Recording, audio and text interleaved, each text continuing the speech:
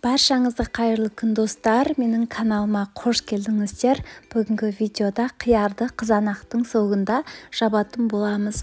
Жасалу жолы өте қарапайым, дәмі енді керемет болып шығады қыздар.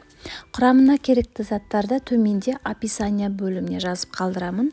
Сол жаққа кіріп қарасаңыздар болады. Міндетті түрде дәл осы мен көрсеткен рецепт бойынша жасап көріңіздер. Ең алдымен қиярларымызды жуып тазалап, салқын суда 2 сағаттай салып қоямыз. Одан кейін екі шетіндегі керек емес жерлерін кесіп алып тастап, дәл осындай видеодағыдай етіп, домалақ етіп кесіп аламыз. 3 бұрышты етіп, немесе ұзынша етіп кессеңіздер де болады. Енді ол өз қалауларыңыз бойынша. Келесі банкілерімізді жақсылап жуып тазалап, осындай ыстық буда парлаймыз, және де банкінің қақпақтарында жақсылап мұқият парлап алған дұрыс болады. Менде дәл осында 2 литрлік банкіден 6 дана банка шықты. Енді әр қайсысына парлап алғаннан кейін әр қайсысына 2-3 данадан осындай чесноктан салып шығамыз.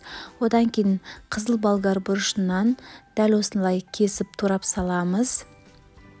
Бұл бізге салатқа ерекше дәм беретін болады. Келесі осындай қара бұрыштың горошек түрінен саламыз. Лава жапырағынан 2-3 данасынан салып шығамыз. Бұлар бізде ыстық суды құйған кезде өзінің дәмін салатқа өте керемет шығаратын болады. Келесі алдын ала кесіп тураған қиярларымызды дәл осылай 6 банкіге бірдей етіп бөліп саламыз.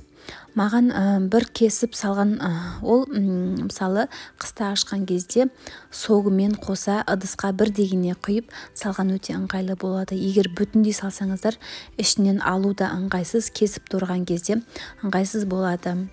Енді толмай қалған жерлеріне қалған осындай қызыл болгар бұрышынан, үйде мысалы капуста болса, соны да майдалап турап салсаңыздар болады. Енді бізде капуста болмағандықтан мен осындай қызанақтан салып жібердім. Сіздер капуста, болгар бұрышынан сондайлардан салсаңыздар болады. Мінекей барлығын салып дайындап алдық. Енді ыстық қайнап тұрған суымызды барлық банкілерімізге құйып шығамыз. Біздегі ішіндегі микробтары өлуі керек. Енді құйғаннан кейін бір дегеннен крышкасын, яғни қақпағын жауып қоямыз. Дәл осылайнан 15-20 минутқа қалдырып қоямыз.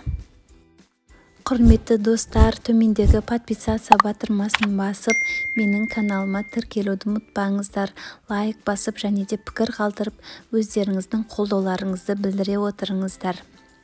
Енді келесі қызанақтарымызды турап алып, дәл осындай ет тартқыштың осындай сок шығаратын насаткасымен соғын бөліп аламыз. Міне бізде сүйегі мен қабығы бөлек шықты. Осындай соғын бөлек бізге шығарып береді. Осындай ет тартқышты алсаңыздар өте ыңғайлы, сіздерге көп деген жылға қызмет ететін болады. Енді осындай ыдысымызға құйып, соғымызды қайнатамыз. Мінекей қайнағаннан кейін асын жай қойып 30-35 минуттай тағы да қайнатамыз баяу отта. Менде бұл жерде 15 литрдай сок шықты. Сіздерге төменде описание бөліміне жазып қалдырамын. Бұған қаншалықты қызанақ керек екенін. Міне алдыңғы біздің ыстық суымыз 15-20 минуттай тұрды. Енді ішіндегі суын дәл осылайнан ақырын төгіп тастаймыз. Бұл су бізге қажет емес. Ақырын құйыңыздар, қолдарыңыз ыстық суға күйіп қалмасын достар. Мінекей барлығын осылайнан төгіп тастаймыз.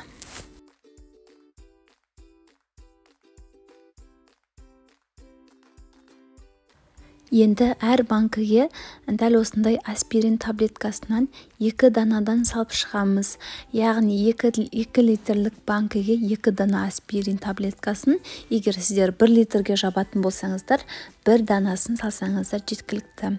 Бұл бізде аспириннің ешқандай да зияны жоқ, керісінше банкіміздің атылмауына өзінің көмегін тигізеді. Келесі үлкен ас қасықпен 1 ас қасық қант және де 1 ас қасық тұздан саламыз. Әр банкіге салып шығамыз. Мінекей, егер сіздер кішкене ашты болған қаласаңыздар, тағы да жарты қасықтай тұз салсаңыздар болады. Енді біздегі қызанақтың соғы 40 минуттай қайнады. Мінекей, өте керемет болып шықты.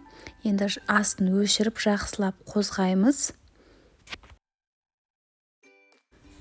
Мінекей, жақсылап тұрып қозғап, енді алдыңғы дайын тұрған банкілерімізге осындай ыңғайлы воронканы қойып, біздегі қызанақтың соғын ыстықтай құямыз. Яғни осылай қайнап тұрған жерінен өшіріп бір дегеннен құямыз. Ішіне барлығы тұзы, қанты барлығы салып дайын тұр. Тек қана соғын құйып, қақпағын жауып, жаба бересіздер. Енді достар, міндетті түрде жасап көріңіздер. Қысты күні көптеген қонақтар келген кезде ашып дастарханға қойсаңыздар, енді жақындарыңызға ұнайды деген ойдамын. Өздеріңіз қарап отқандарыңыздай, жасалу жолы да өте қарапайым. Енді қақпақтарымыздың барлығын жауып, осындай сапасы жақсы жапқыштың көмегімен бекітеміз. Сіздердің банкілеріңіздің атылып кетпеуі дәл осы жапқыштың да сапасына байланысты. Мінекей, бізде бірінші банкіміз дайын болды. Енді ішіндегі қанты мен тұзы толықтай еруі үшін осылай видеодағыдай ары бері қозғаймыз. Міне, қарасаңыздар, енді керемет, түсі де керемет болып шықты. Басқа банкілерімізді де дәл солайынан жауып шығамыз. Міне достар, біздің барлық банкілеріміз дайын болды. Енді видеода көріп тұрғандарыңыздай банкілерімізді төңкеріп, бетін жылы одеялмен жауып, бір түнге қалдырып қоямыз. Одан кейін кәдімгі салқын жерде сақтай берсеңіздер болады. Сіздермен болған Әйгерім. Келесі видеоларда кездескенше достар.